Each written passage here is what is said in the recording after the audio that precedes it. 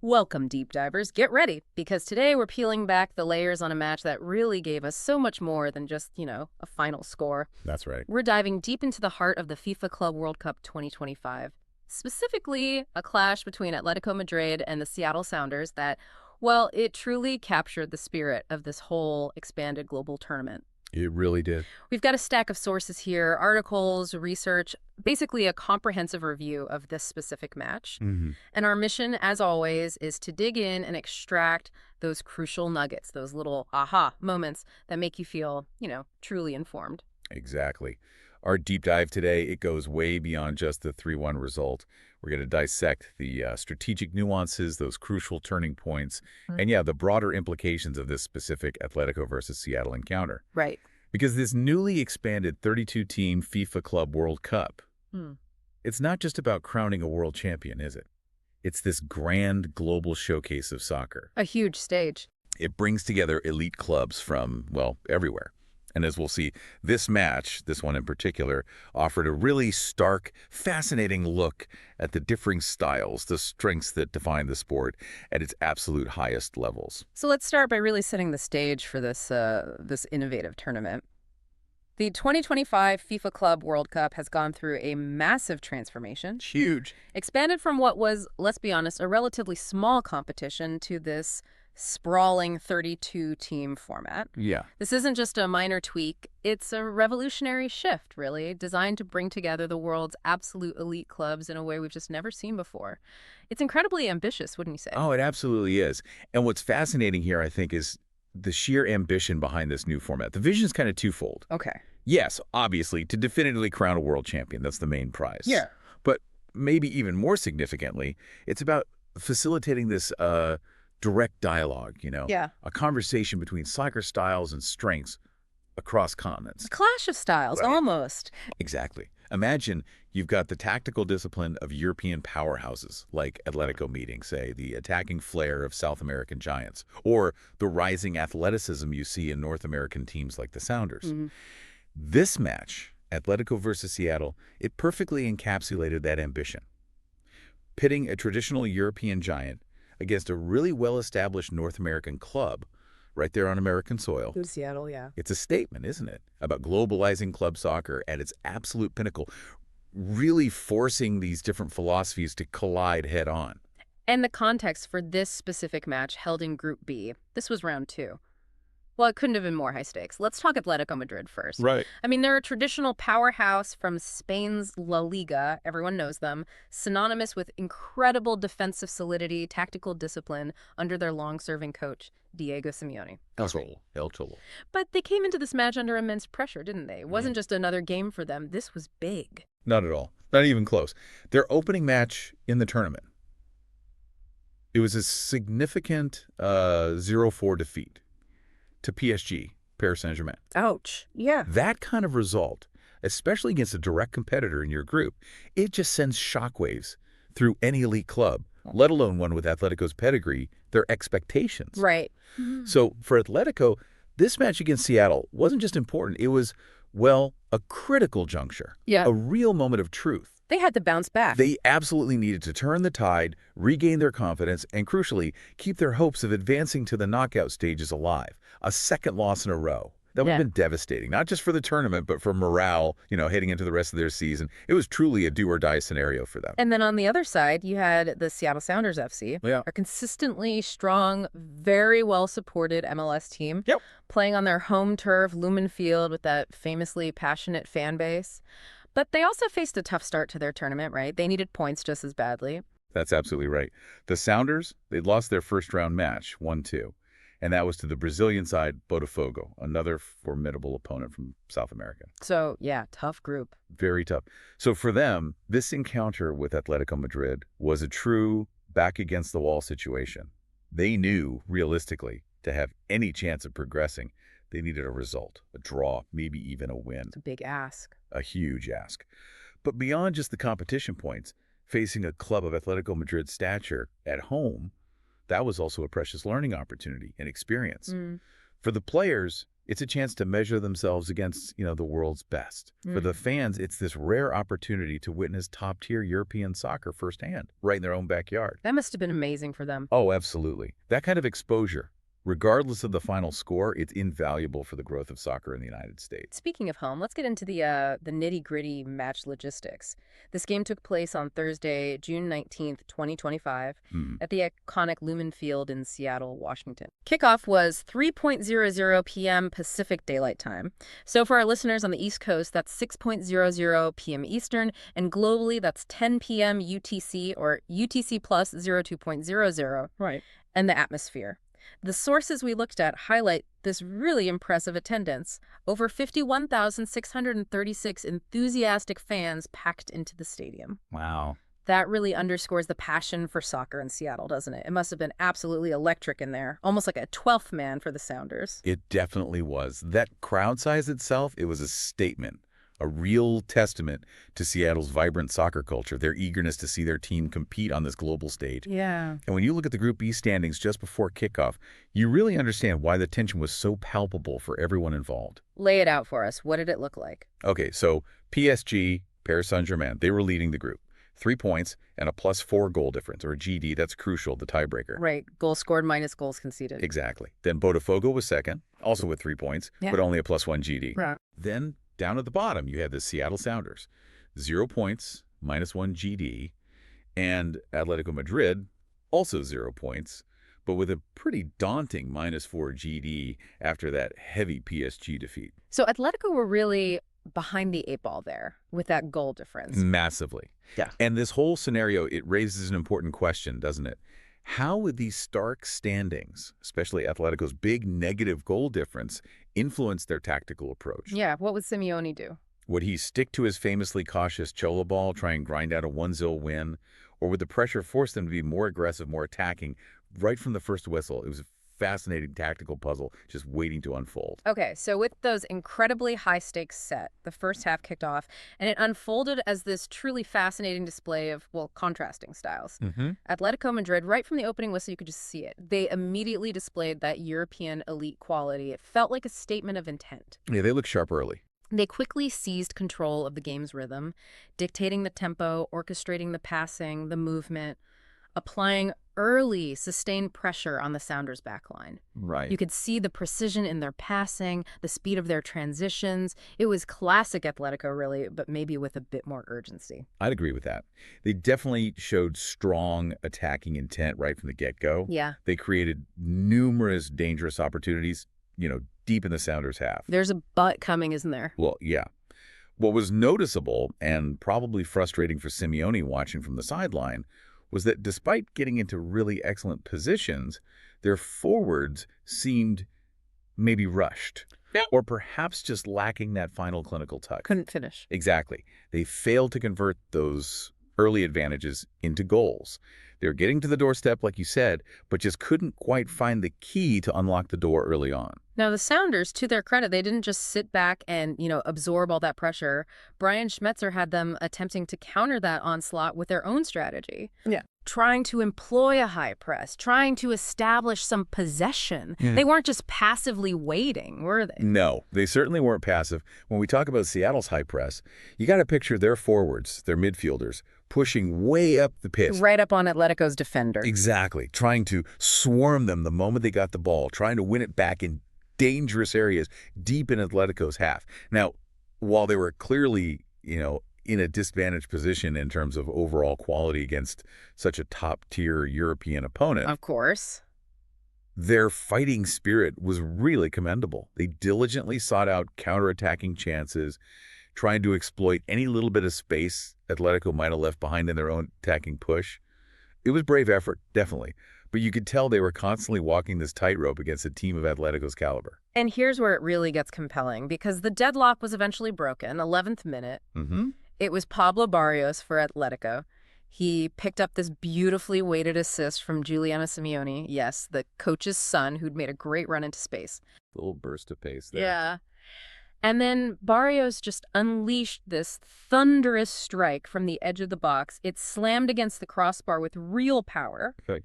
And then bounced agonizingly down and over the line into the net. What a hit. What a way to open the scoring. It really announced their presence, didn't it? Oh, that was a textbook long-range shot, wasn't it? Just fantastic technique. Yeah. It perfectly showcased Barrios' individual skill, his precision, and if we connect this to the bigger picture, Yeah.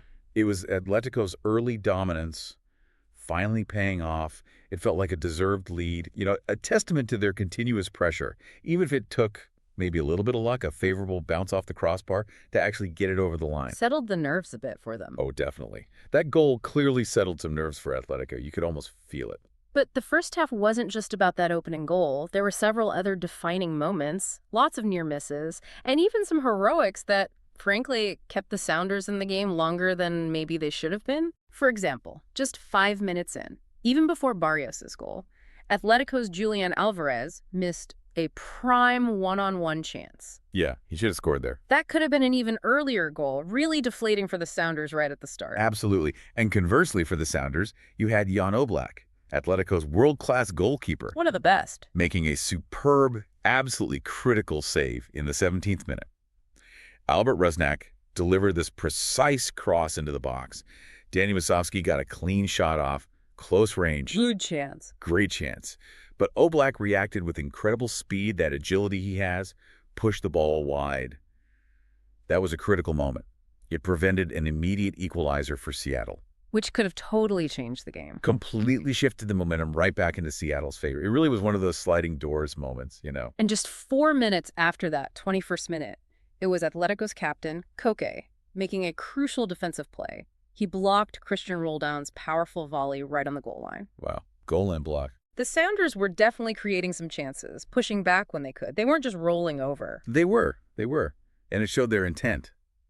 But that inability to convert those key moments, well, it was going to haunt them, wasn't it? It's like it.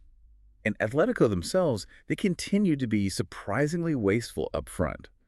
Alexander Surloth, for instance, he missed 2 golden scoring opportunities in that first half. Really? Surloth? Yeah, chances that, on another day, a player of his caliber would typically bury. No doubt about it.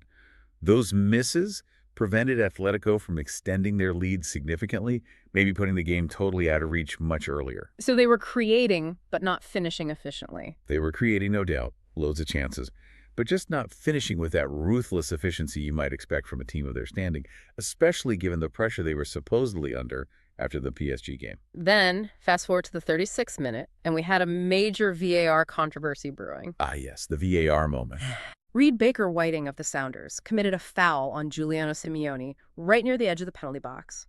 Initially, the referee, Yel Falcon, pointed straight to the spot.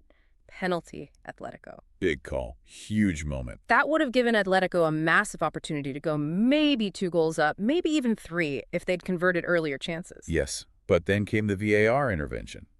Referee Yale Falcon was advised, go look at the monitor. The dreaded pitch-side review. Exactly. And after a lengthy check, he ultimately overturned the penalty call, awarded a free kick just outside the box instead. Wow, so a big swing. Huge swing.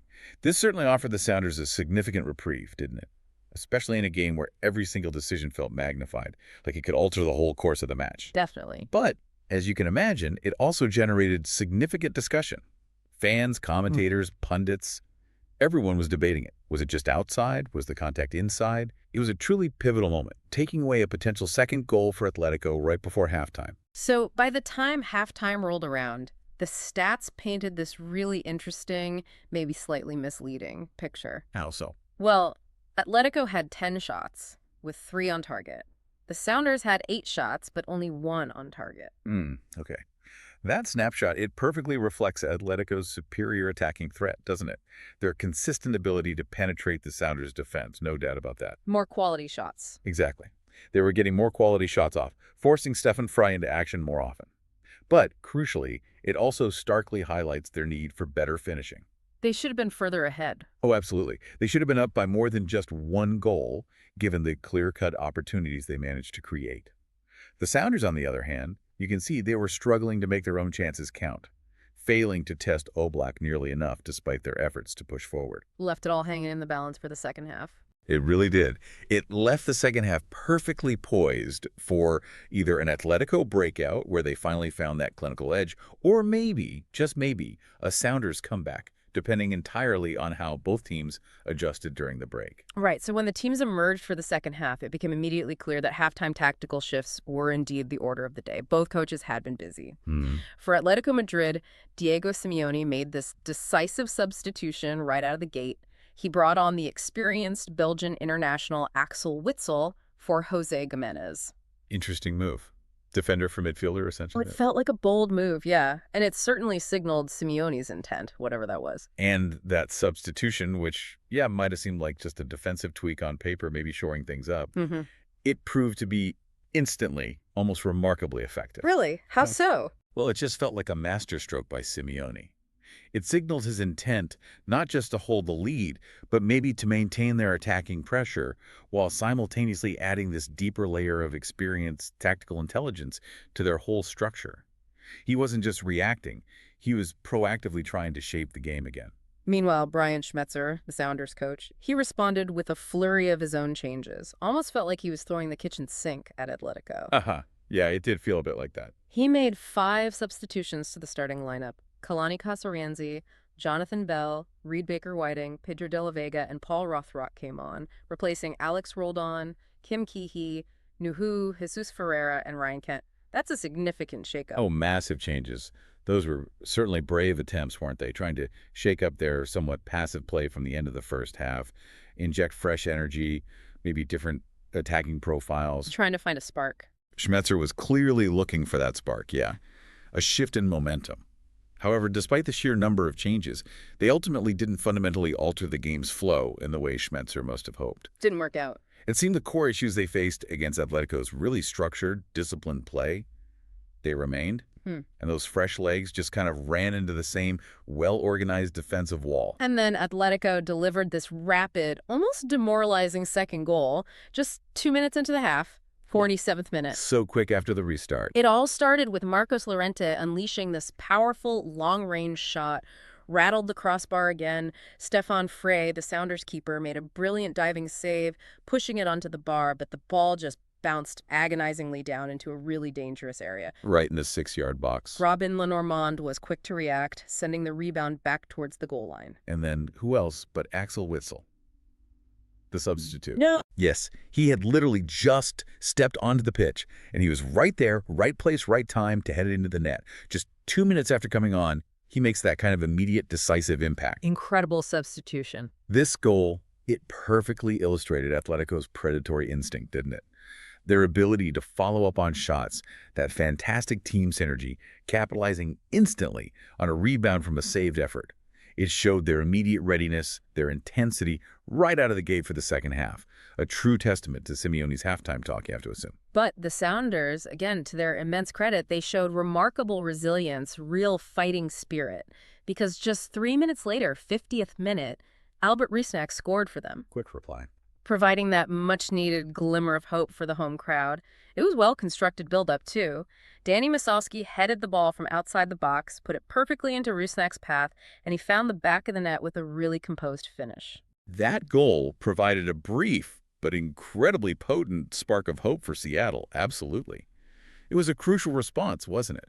Preventing Atletico from just running away with the game entirely right then and there. Yeah, it kept them in it, mentally at least. And it was a significant personal achievement for Rusnak, too. That was his 9th goal of the season, and his 31st for the Sounders across all competitions. Put him just one shy of the club's 9th all-time scorer, Will Bruin. Wow.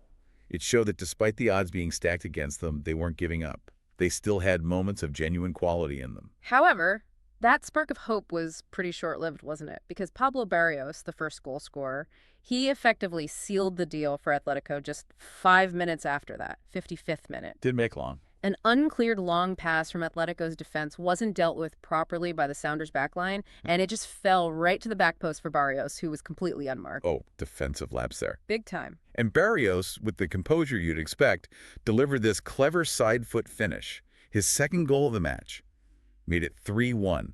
Game over, pretty much. Yeah, this third goal for Atletico, it effectively extinguished any sort of lingering hopes a Sounders comeback. It felt like the killer blow. It was a perfectly timed strike that once again highlighted Atletico's clinical finishing when it mattered most, capitalizing ruthlessly on that defensive lapse from the Sounders. That efficiency again. It's that kind of ruthless efficiency, isn't it, that separates the truly elite clubs from even strong domestic sides like Seattle. They punish your mistakes. And just to rub salt in the wound, there was even a late disallowed goal in the 79th minute. Georgie Monungo assisted Jesus Ferreira for the Sounders. The crowd erupted, thinking, okay, maybe, just maybe. A lifeline. Yeah, but it was quickly ruled offside. Flag went straight up. That pretty much summed up the Sounders' day, didn't it? A moment of fleeting joy instantly snatched away.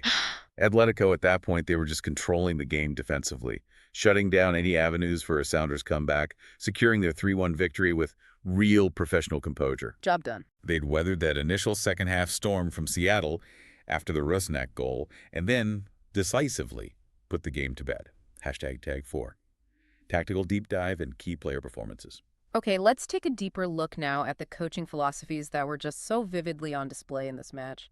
Starting with the Seattle Sounders, Brian Schmetzer clearly had his team attempting that high-pressing, possession-based game we talked about, trying to take the game to Atletico, especially at home. Yeah, and while it was a valiant effort, particularly on home turf, you have to say it struggled significantly against Atletico's superior technical execution, their tactical discipline. It just couldn't impose themselves. The Sounders seemed somewhat overwhelmed, didn't they? Not just by Atletico's individual quality, which is obvious, but by their incredibly resilient defense and those highly efficient counterattacks. Lethal on the break.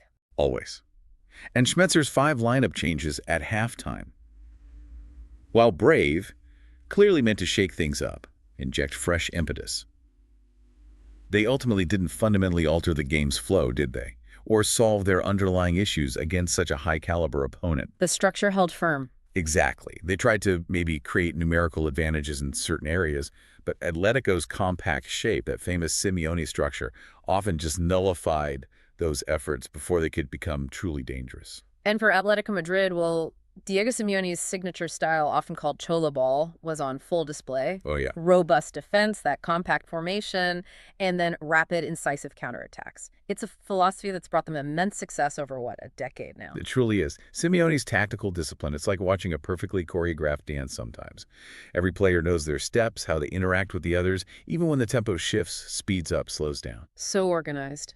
Incredibly. When we talk about Atletico's compact formation, you have to imagine them just narrowing the space between their defense and midfield lines, creating this dense block that's incredibly difficult for opponents to blow through centrally. Forces you wide. It's like building a fortress right in the middle of the pitch, yeah. Yeah.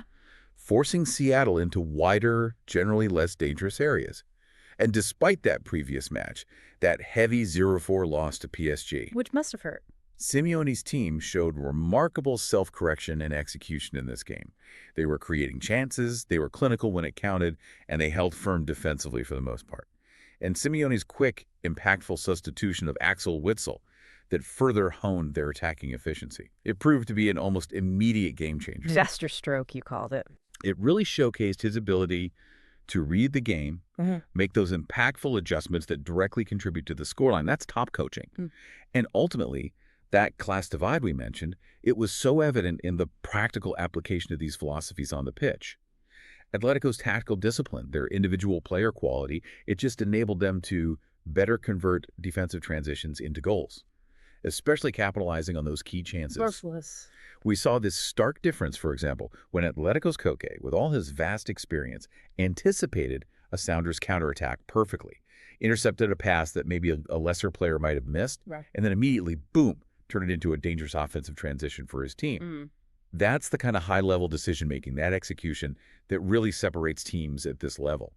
The Sounders, despite their commendable fight, their flashes of individual brilliance like Rusnak's goal, they were ultimately undone by those key defensive errors, like on the third goal, and crucially, that lack of clinical finishing when their precious moments arrived. Couldn't take their chances. It was just a clear demonstration of different levels of play, not just raw talent, but the execution of tactical game plans under intense pressure.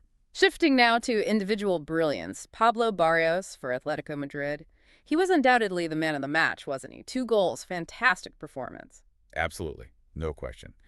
His precise shooting from distance for the first goal, his excellent instinct in front of goal for the second, undeniable quality. He didn't just score, he was a constant threat, driving forward, getting into dangerous positions. He was, without a doubt, the driving force behind Atletico's victory. Showcased both his individual talent and his importance in those critical moments that really turned the tide of the game. And Axel Witsel, coming off the bench. That immediate, almost cinematic impact as a substitute, scoring within 2 minutes. Yeah, incredible. His tactical value as such an experienced player was just undeniable, especially in a high-stakes tournament match like this. He seized the opportunity the moment he stepped onto the pitch, didn't he? Extending the lead with that perfectly timed header just moments after being introduced. Huge goal. That kind of instant contribution from a substitute, a player who could just step in cold and immediately alter the scoreline. Yeah. It's invaluable for any coach. It speaks volumes about his readiness, his quality, and, yeah, Simeone's strategic acumen in bringing him on at that moment. No, for Seattle, Albert Rusnak was definitely the bright spot, wasn't he? Scored their only goal, showed real tenacity throughout. He really was. And beyond the goal itself, his overall performance was genuinely impressive when you look closer. He maintained a remarkable 92% passing accuracy throughout his 79 minutes on the field. Wow, under that pressure. Exactly, which is incredible given the pressure he was under from Atletico's midfield. Plus, get this, he achieved 100% successful tackles. Really? Yeah, showcasing his influence at both ends of the pitch for the Founders.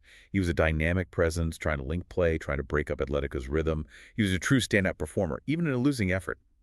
And we also can't forget the goalkeeper's roles in shaping this match, can we?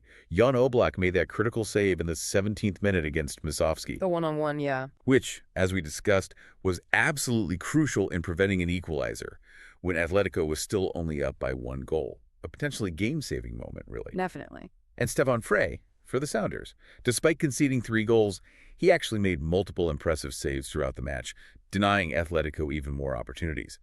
But even his best efforts just couldn't overcome Atletico's relentless pressure and that clinical finishing when it truly counted. Tough job for him. It highlights how even stellar individual goalkeeping performances can sometimes be overwhelmed by a superior team effort. And there were other notable contributions too, right? Giuliano Simeone's precise assist on Barrios' first goal, Robin Lenormand's quick reaction and assist on Witsel's crucial second goal, and Danny Musovski's assist on Rusnak's goal for Seattle, which was also, interestingly, his 50th appearance for the Sounders across all competitions. Oh, nice milestone for him. Yeah, little personal milestone, despite the result. We also saw yellow cards for Rodrigo de Paul and Conor Gallagher from Atletico, and Paul Rothrock from the Sounders. Speaking of Gallagher, Atletico made a really significant investment there, didn't they? Paying $42 million to Chelsea for him back in August 2024. Yeah, big money. That really highlights their focus on midfield control and their belief in his talent, doesn't it? Adding him to that engine room. It absolutely does. That kind of transfer fee, especially for a midfielder like Gallagher known for his energy and work rate, it signifies a serious commitment. His presence adds another layer of steel, creativity, maybe dynamism to Atletico's midfield, underscores their intent to compete at the very highest level, year in, year out. And looking at substitutions more broadly again, Simeone's decisive decision to bring on Witsel, as we said, directly led to a goal, and it just significantly dented the Sounders' post-halftime morale, didn't it? Oh, hugely. It was a classic example of a coach making a move that instantly paid dividends, instantly altered the game's trajectory, just deflated that Seattle hope after they'd scored. Right. For the Sounders, Schmetzer's multiple changes, bringing in players like Ryan Kent and Jesus Ferreira around 60 minutes, then Georgie Monongu and João Paulo later on, around 79 minutes. Yeah. Look, it was an understandable attempt to inject new energy, try and find some way back into the game. Had to try something. Absolutely. But they ultimately failed to swing the momentum, didn't they? Because those underlying issues, offensive inefficiency, defensive stability against top opposition, they just persisted throughout the match. Atletico's structure was simply too strong, too well drilled to be seriously disrupted by individual player swaps at that stage. Okay, let's strip away the narrative for a moment, shall we? Yeah. And dive into the cold, hard numbers, because they often tell a deeper story about a match like this. The stats don't lie, usually. We're going to lay out the key statistics side by side, because sometimes the data reveals truths that, the eye might miss during the flow of the game. Precisely. Let's look at them. Okay, so possession. Seattle Sounders had 43% of the ball, while Atletico Madrid controlled 57%. Edge to Atletico there. Total shots. Interestingly, both Seattle and Atletico registered 11 total shots each. Even Stevens there. Shots on target. But here's the difference.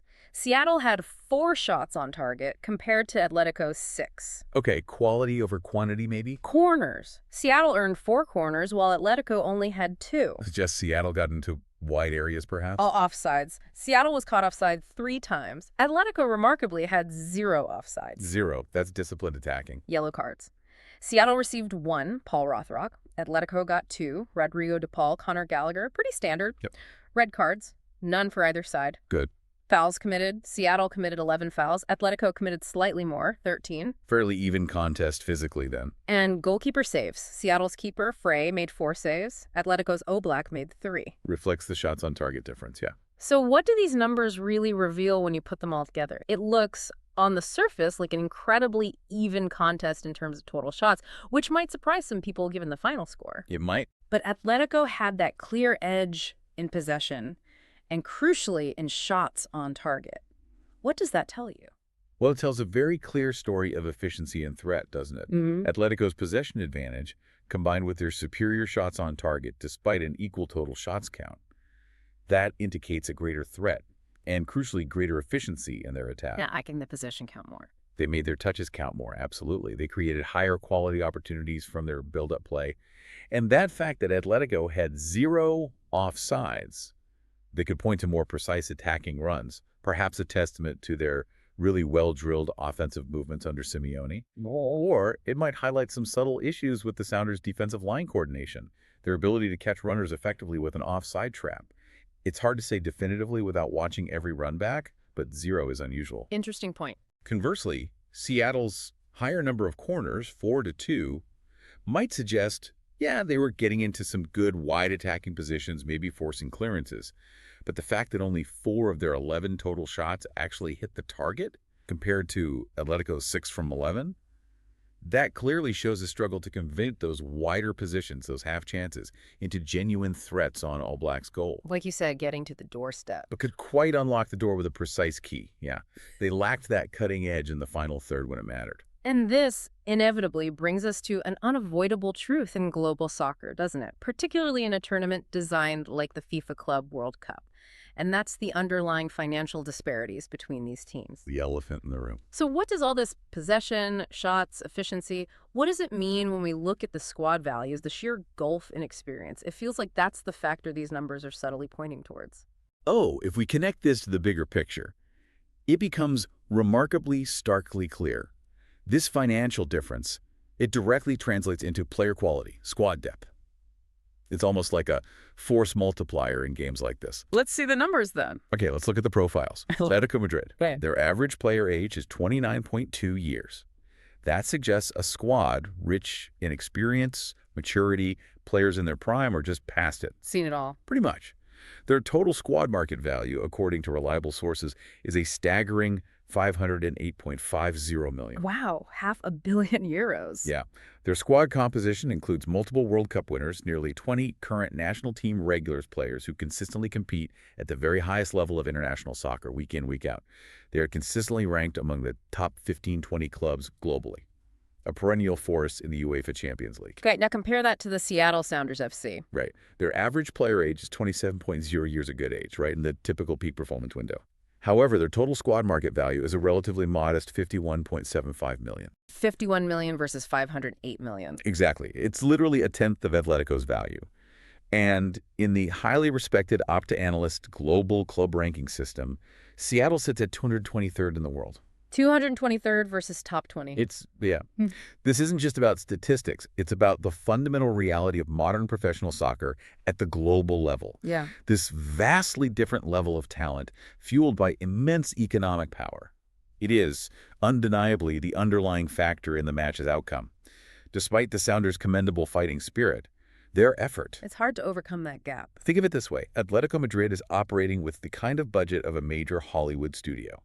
They can cast A-list talent for pretty much every single role, from the lead striker down to the key defensive midfielder covering ground. The Founders, while a very strong, well-run local theater company, with passionate, skilled performers, they simply don't have that same casting budget. Yeah, good analogy. And in a global competition like this, That fundamental difference becomes undeniably stark on the pitch.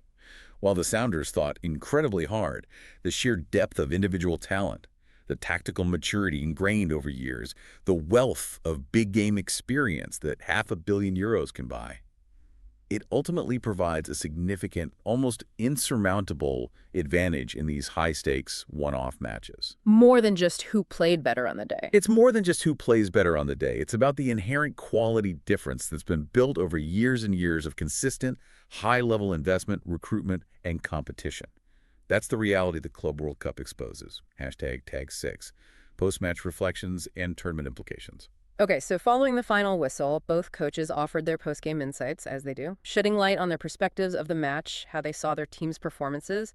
Diego Simeone, well, as expected from a coach who demands near perfection, he expressed satisfaction with the win, but... Always a but with Simeone. Yeah, especially highlighting the first 30 minutes and the sheer number of chances his team created early on. He had a very clear assessment, didn't he? He noted that, quote, creating chances is the hardest part in soccer. And his team certainly did plenty of that. Maybe just with some bad luck, as he put it, in finishing more of them earlier. A familiar refrain sometimes. It can be. But crucially, Simeone didn't dwell on the victory for long. His immediate shift of focus was straight onto the next game, the even more critical match against Botafogo, emphasizing the need for an even better performance if they wanted to guarantee qualification. Always looking ahead. And his captain, Koke, a real leader on that team, he reinforced this point perfectly, stating that improving finishing in short tournaments is decisive. That shows a really clear understanding within the Atletico camp. Okay, we won, we got the job done, but there's still room for refinement, a continuous drive for perfection. Now, on the Seattle side, Brian Schmetzer, despite the loss, he chose to praise his players' courage, their continued fight, even when they were trailing by 2 goals. He seemed genuinely proud of their effort against such a formidable opponent. He did, and, rightly so. He highlighted their bravery in continuing to attack, not capitulating, even when the scoreline was against them late in the game. And while he humbly acknowledged Atletico being, quote, a different class team, which they are, stocked of World Cup winners, top internationals, he firmly believed that the Sounders didn't lose their quality on the pitch and that they absolutely deserved their goal. He argued quite passionately, actually, that their overall performance shouldn't be overlooked, given the stature of the opponent, which I think is a fair assessment. Gave a good account of themselves. They pushed, they created moments, they scored a good goal, they showed character. You can't ask for much more against that level of opposition, really. Looking at the tournament journey now for the Sounders, well, those 2 consecutive losses mean their mathematical elimination from the Club World Cup. That's got to be a tough pill to swallow, especially playing on home soil. Oh, absolutely. Yeah. It's true. They're out of the running for the knockout stages now. Yeah. But this experience, facing Botafogo and Atletico, it's incredibly valuable for their return to MLS play. How so? Well, the players, after facing that kind of tactical discipline, that individual brilliance, they will have realized firsthand the absolute importance of seizing key moments, minimizing those tiny defensive errors against world-class opposition, because they get punished instantly. No room for error. None. These are tangible lessons they can directly apply back in their domestic league campaign, aiming for greater consistency, greater ruthlessness in both boxes. That's the takeaway. And for Atletico Madrid, this victory was obviously crucial. A successful rebound from that chastening opening defeat to PSG. It's undoubtedly reignited their hopes of advancing, hasn't it? Massively. And you look at Simeone's long-standing track record. Yeah. It's astonishing. 12 out of 13 seasons finishing in La Liga's top 3. 12 consecutive UEFA Champions League round of 16 appearances or better. Incredible consistency. It proves his consistency, his tactical genius over a long period. This win, it just demonstrates again their ability to adjust, to correct course, to compete under immense pressure, which will positively impact their future, not just in this Club World Cup, but beyond. It gives them significant momentum, potentially, for their domestic and continental campaigns later in the year. Yeah, confidence boost. Definitely. And when you compare the 2 teams across the 2 games played so far, Atletico showed significant improvements in offensive efficiency and defensive stability from their previous game against PSG, while the Sounders, unfortunately, continue to struggle with converting their chances into goals despite their admirable efforts. That was the key difference, really. finishing. Now, these Club World Cup results, they don't directly affect domestic league standings like La Liga or MLS, of course, but there are definitely indirect impacts, aren't there? Both positive and negative, potentially. Oh, absolutely. The indirect impacts are significant, far-reaching. You get a major boost to team morale from a win like this, an enhanced international reputation for the winning side, improved individual player form, confidence. Oh, flows bad. Exactly. For Atletico, this win reinforces their status as a European elite, a global brand. That's excellent for their La Liga and Champions League campaigns going forward. It's validation for their squad, their philosophy. And for the Sounders, even in defeat. Well, for the Sounders, this high-level experience, though it ended in a loss and elimination, it's something tangible they can bring back to MLS. It highlights their gaps, yes, but it helps them recognize where they need to improve. Allows them to focus on those critical details, that efficiency that defines top-tier soccer, and use that knowledge for domestic improvement. It's a steep learning curve, no doubt, but one that ultimately should benefit them in the long run if they learn the right lessons. Okay, and just to wrap up the Group B standings after this pivotal match, let's get a final snapshot of where things stand, because it sets the stage perfectly for the final group games. Okay, lay it out. Right, so leading the group now is Botafogo. 2 wins, 6 points, and a +2 goal difference. They're in the driver's seat. Perfect start for them. In second place is Paris Saint-Germain, PSG. 1 win, 1 loss, so 3 points, and a healthy +3 GD. Good GD for them. Then Atletico Madrid, they climbed to third with this win. 1 win, 1 loss, also 3 points, but that goal difference is still hurting them. They're at -2 GD. Makes the last game huge. And finally, Seattle Sounders at the bottom with 2 losses, 0 points, and a -3 GD, confirming their elimination from the tournament. Right. So, as you can clearly see, Atletico and PSG, despite having the same points, 3 each, they're separated by that crucial goal difference.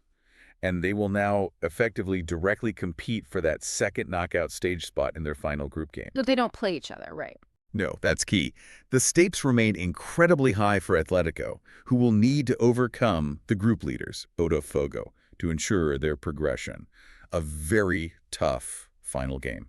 While PSG, on paper, faces the eliminated Sounders, perhaps giving them an easier path to potentially shore up their own goal difference, just in case. It's going down to the wire. #Take7.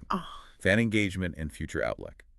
You know, that crowd figure, over 51,636 at Lumen Field, it clearly indicates they brought an incredibly passionate, energetic atmosphere. It's been loud. And even with the home team losing 3-1, the reports say they applauded the Sounders' effort at the final whistle. That really speaks volumes about the soccer culture they've built in Seattle, doesn't it? It really does. It wasn't just about the result for them. It was about the experience, seeing their team compete toe-to-toe, for periods at least, with one of the world's best clubs. It truly does show maturity in the fan base. You could hear the roar when Rusnak scored, that collective groan when the VAR decision went against them, and then, yeah, that appreciative applause at the end for a team that battled hard against obviously superior quality. And that sentiment, it was echoed online too. The Seattle Sounders' official social media account posted something quite classy after the match. Honored to play against a great club. We wish them all the best, Yerm. Nice touch. Yeah, it reflects the team's respect, their positive attitude, even in defeat. And it mirrors how many fans, despite the loss, felt pride in competing at this level, hosting such a global event in their city. And the highlights were shared widely, too. Yeah. DAZN and Football quickly shared Pablo Barrios' impressive opening goal, underscoring its highlight reel quality, the individual brilliance on display. And of course, there were countless social media discussions, debates, arguments around that controversial VAR decision that overturned the potential penalty. That always gets people talking. Oh, it's the kind of moment that gets debated for days, weeks even. Part of the fun, I suppose. And it wasn't just the fans and social media paying attention. FIFA President Gianni Infantino himself was actually in attendance, watching from the Sounders co-owner's box. Wow, the big boss was there. That certainly elevated the match's significance, didn't it? Showed the global attention this new, expanded tournament is garnering right from the start. Absolutely. That kind of VIP presence, it underlines the importance of this expanded tournament for FIFA, for the sponsors, for the whole world of soccer. And post-match, you saw the traditional jersey exchange between players on the field after the final whistle. Good sportsmanship. Exactly. Symbolizing that sportsmanship, the mutual respect inherent in soccer, even after a really fiercely contested 90 minutes. But while there was that appreciation for the team's effort, especially voiced by Schmetzer, There was also a mixed sentiment among the fans online and in forums. Oh, so. Well, some understandable disappointment, naturally, but also a strong, growing desire for more investment in the squad's attacking quality, specifically to truly compete at this level more consistently. They want more star power. They want to see their club bridge that class divide we talked about more effectively in the future. They've had a taste of the top level, and they want more of it, and they want to compete better when they get there. So what is next for these two teams, both as the tournament progresses for Atletico and as they look beyond it? For the Seattle Sounders FC, their final Club World Cup match is just around the corner, June 23rd, against none other than Paris Saint-Germain. Oof. Another one. The reigning 2025 UEFA Champions League winners. That is another monumental challenge awaiting them. Yeah. Talk about going out with a bang, or potentially getting banged up again.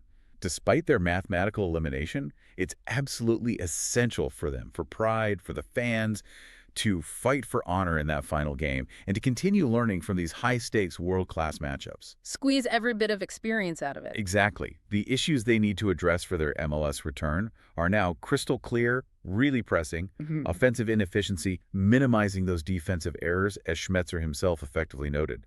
The experience gained here is invaluable, yes, but it also shines a very harsh light on the areas needing improvement. And the fans will be watching closely. Oh, yeah. Fan expectations for more high-quality player signings, particularly to boost the attack, they're definitely going to be high after this experience. Yeah. They've seen what true global elite looks like up close, and they want their team to get closer to that level. And for Atletico Madrid, they have that truly crucial match, also on June 23rd, against the group leaders, Botafogo. That game will directly decide their knockout stage progression. It's essentially winner takes all for that second spot, assuming PSG handles Seattle. Huge game for them. They absolutely need to maintain this game's form, its efficiency, particularly that ruthless edge they showed in the second half against Seattle. Improving the finishing in front of goal, as both Simeone and Koke emphasized, that will be absolutely key, because they still squandered too many chances against the Sounders, and Botafogo might not be so forgiving. They need to be clinical. Totally. Their squad depth, their overall quality, those are significant advantages, especially in a demanding tournament format like this that tests endurance and versatility across the squad. And Conor Gallagher's performance, especially given his recent high-profile transfer, that will be closely watched again as he integrates further into Simeone's system. Can he provide that extra spark? And the final goal for them. The ultimate goal is clear. Win that match against Botafogo, qualify for the knockouts, and then go on to challenge for the Club World Cup title to solidify their place, once again, as one of the world's truly elite clubs. That's a long road still, but this win against Seattle was an absolutely vital first step after that opening stumble. #tag outro. Okay, wow. We've unpacked quite a bit here today, haven't we? Really gone deep. We certainly have. From the ambitious vision of this revamped FIFA Club World Cup 2025, all the way down to the intricate tactical battle between Atletico Madrid and the Seattle Sounders.